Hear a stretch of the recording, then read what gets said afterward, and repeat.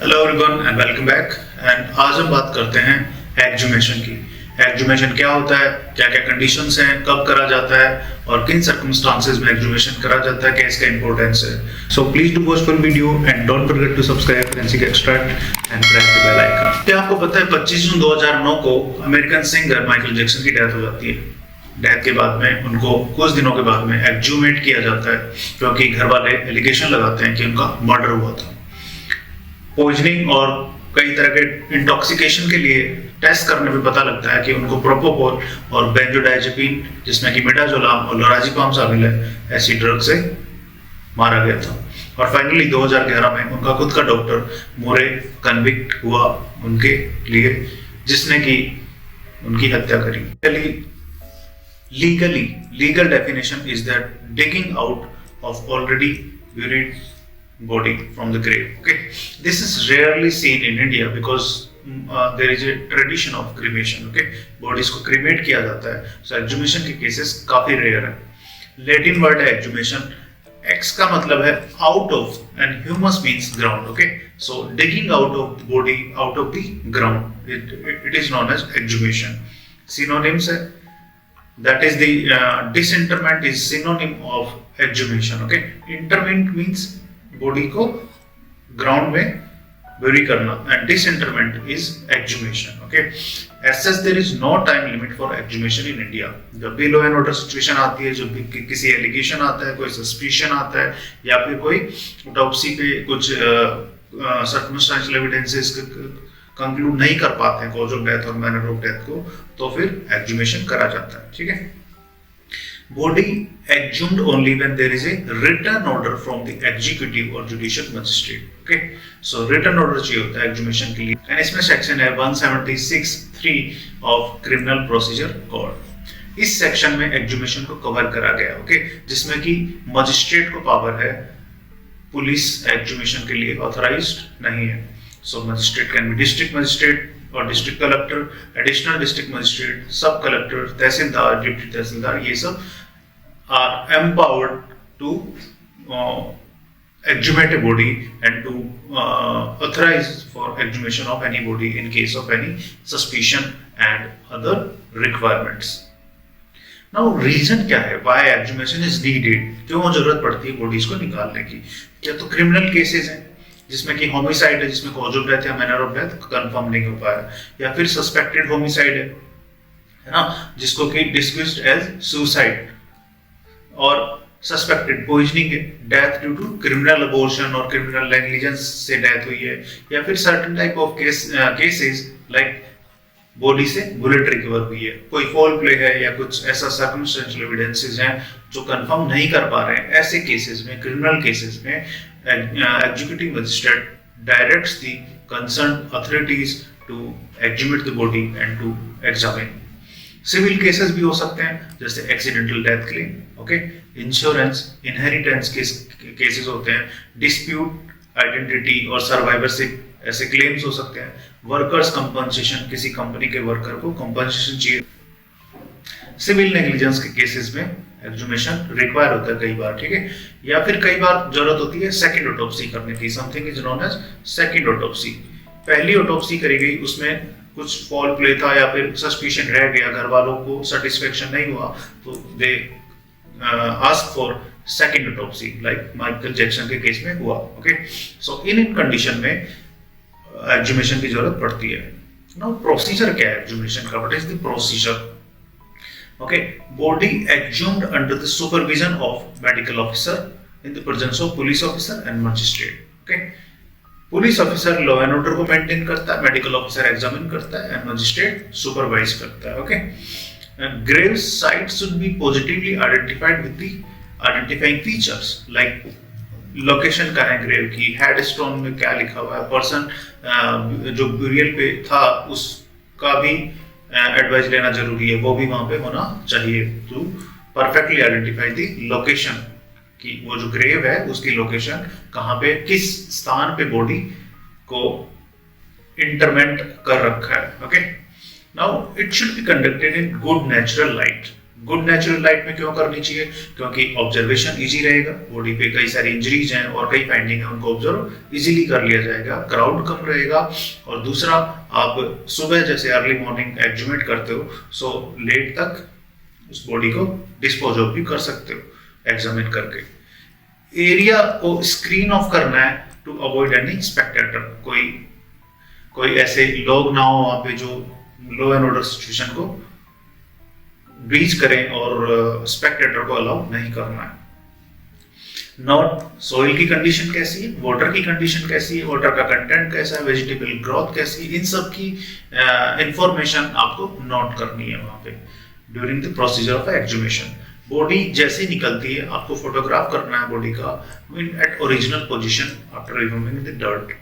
Okay, now burial cloth and body surface condition, ये सारी चीजें नोट करनी होती हैं। सस्पेक्टेड मिनरल पॉइजन वगैरह है तो आपको सॉइल का सैंपल भी कलेक्ट करना है। आधा kilo soil in actual contact of the body, body के जो एक्चुअल कांटेक्ट में सॉइल है वो आपको इकट्ठी करनी है from all the sides above and नीचे, बॉडी के ऊपर और नीचे से भी सॉइल के सैंपल्स को कलेक्ट करना है। कोई फ्लूइड है, डेब्रिस इन द कॉफिन के ऊपर तो उसको भी आपको कलेक्ट करना है। Body always should be identified by close relative or friends. Identification is very very important क्योंकि आप गलत बॉडी को एक्सहुमेट करके उस पे एग्जामिन कर सकते हो। So first and the foremost procedure is identification. Clothing, hair, nail should be kept for examination. जितने भी ट्रेस एविडेंसेस, जितनी भी फाइंडिंग आपको उससे रिलेटेड कलेक्ट करनी है, they all should be collected and preserved and sent to the forensic science laboratories. Now relative को inform करना, ऑब्वियसली रिलेटिव को इन्फॉर्म करना because they are only going to identify the body. Allow them to stay, वहीं पे रुकने के लिए बोलना है for identification as well as other formalities. Official जो प्रेजेंट होते हैं, जैसे पहले हमने डिस्कस किया, मजिस्ट्रेट होता है, medical officer and police officer, ये सब हमेशा वहां पे रहेंगे जब तक प्रोसीजर पूरा नहीं हो जाता। आइडेंटिफिकेशन, ग्रेव का लोकेशन जो भी लोकल प्राइस्ड है, हेडस्टोन से grave marker. Removal of earth, okay, always collect this sample by removal of earth in layers, okay, so condition of water or vegetable growth और ये सब हमें नोट करनी है। फोटोग्राफी, पूरी बॉडी की, पूरे प्रोसीजर की फोटोग्राफी और वीडियोग्राफी करनी है। Before cleaning the body, actual position में जैसे हमने डिस्कस करा, और आफ्टर क्लीनिंग एक सॉफ्ट ब्रश से बॉडी को क्लीन करके उसके बाद में उसकी फोटोग्राफी करनी है। रिकवरी कैसे करनी है? कॉफिन को मोर्चरी तक लेके आना है, और बॉडी बिना कॉफिन के है तो depending on the stage of decomposition कि कितना डिकम्पोजिशन हो गया, कंप्लीट स्केलेटनाइज्ड बॉडी है या फिर पार्शियली डिकम्पोज्ड है, उसको बॉडी को पैक करके मोर्चरी तक पहुंचाना है। आइडेंटिफिकेशन, जैसा कि हमने बताया कि क्लोज रिलेटिव या फ्रेंड के द्वारा ही आइडेंटिफिकेशन होता है, जिसमें कि वो लोग कुछ क्लॉथ्स हैं या फिर कुछ ऑर्नामेंट्स हैं या ऐसा कुछ स्पेसिफिक फाइंडिंग, टैटू है, कोई स्कार मार्क है, उसके बेसिस पे आइडेंटिफाई करते हैं बॉडी को। In old cases, recently buried body है तो उसमें आइडेंटिफिकेशन इजी रहता है क्योंकि actual features are still preserved. Suspected poisoning है तो उसमें सारे सैंपल हमें कलेक्ट करने हैं। Don't forget to skip any trace evidence of any potential sample. Hair का, क्लॉथिंग का, बोन और सारे सैंपल को टॉक्सिकोलॉजिकल एनालिसिस के लिए भेजना है। तो दिस इज द प्रोसीजर जिसमें कि ग्रेव को खोदा जा रहा है और वहां से सोइल का सैंपल सारे साइड से ऊपर नीचे, बॉडी के ऊपर और बॉडी के नीचे के सैंपल को कलेक्ट करके और सील करा जा रहा है। ठीक है, नाउ एक्सह्यूम्ड बॉडी है, उसके बाद में पोस्टमार्टम एग्जामिनेशन भी, chances of infection are much high because body is already putrefied. तो उससे बचने के लिए ऐसे नहीं है कि बॉडी के ऊपर डिसइंफेक्टेंट डाल दोगे आप, तो it can alter the toxicological finding और द ट्रेस एविडेंसेस को वो इंटरफेयर कर सकता है। रिसेंटली ब्यूरिड बॉडी जो है यूजुअली ऑटोप्सी करके उनको ब्यूरी किया जाता है, ओके, लेकिन कुछ ऐसे केसेस भी हो सकते हैं जिसमें ऑटोप्सी नहीं करी गई हो।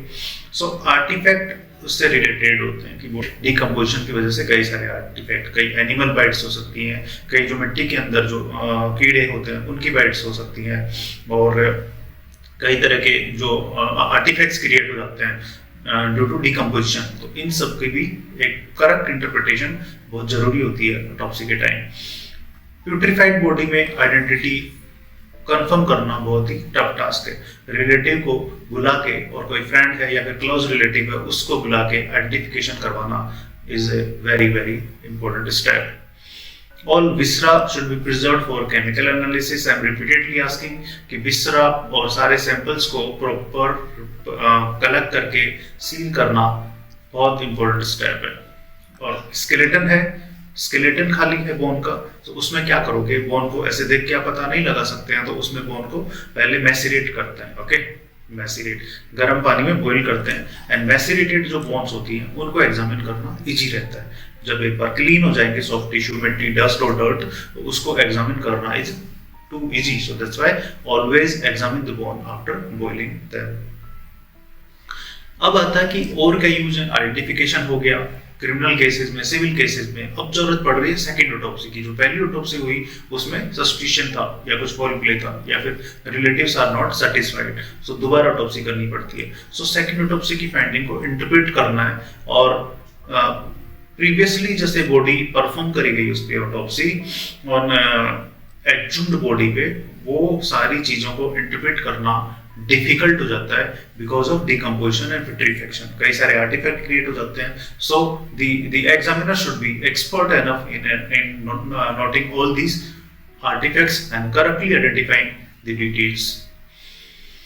सो सीरियस ऑल्टरनेशंस हो सकते हैं due to first autopsy. Obviously artifact तो कर रहे हैं उसको ऑल्टर, लेकिन फर्स्ट ऑटोप्सी में भी कई सारे कट, कई सारे सैंपल कलेक्शन की साइट्स हो सकती हैं, और कई सारे ऐसे आर्टिफैक्ट क्रिएट हो सकते हैं जो कि फर्स्ट ऑटोप्सी से क्रिएट हुए हैं। तो ऐसे सारी चीजों को नोट करना सेकेंड ऑटोप्सी में अटमोस्ट स्टेप है। डिटेल्ड आइडेंटिटी मेंशन करना जरूरी है, विच में भी कंफर्मेटरी और different from result of first autopsy. पहली ऑटोप्सी पे क्या किया गया, क्या फाइंडिंग थी, वो सारी फाइंडिंग को नोट डाउन करना है, और सेकंड ऑटोप्सी में भी जो भी रिजल्ट ऑब्टेन होते हैं उनको बिल्कुल क्लियरली मेंशन करना है with collection of all samples. कोई न्यू इंफॉर्मेशन नहीं मिल रही है ओके, सो सेकंड ऑटोप्सी से, so it will be help in putting the end of rumors or suspicion. Okay, so first autopsy करी, उसके बाद में अटेंडेंट ने suspicion किया या फिर rumor हुआ कि ये तो सुसाइड नहीं है, ये तो मर्डर है।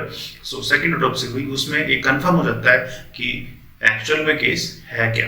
okay, so second autopsy में कोई फाइंडिंग नहीं भी मिलती है, so it can confirm out कि इस तरह के केस में कोई फॉल प्ले नहीं था। so ये ब्रीफ में एक्सह्यूमेशन के बारे में है कि एक्सह्यूमेशन है क्या, कब करा जाता है, मॉर्निंग में ही करा जाता है और क्यों करा जाता है, कौन कौन लोग इस पे प्रेजेंट रहते हैं, क्या सैंपल कलेक्ट करते हैं, क्या इसके रिक्वायरमेंट्स हैं and all. So thank you so much guys.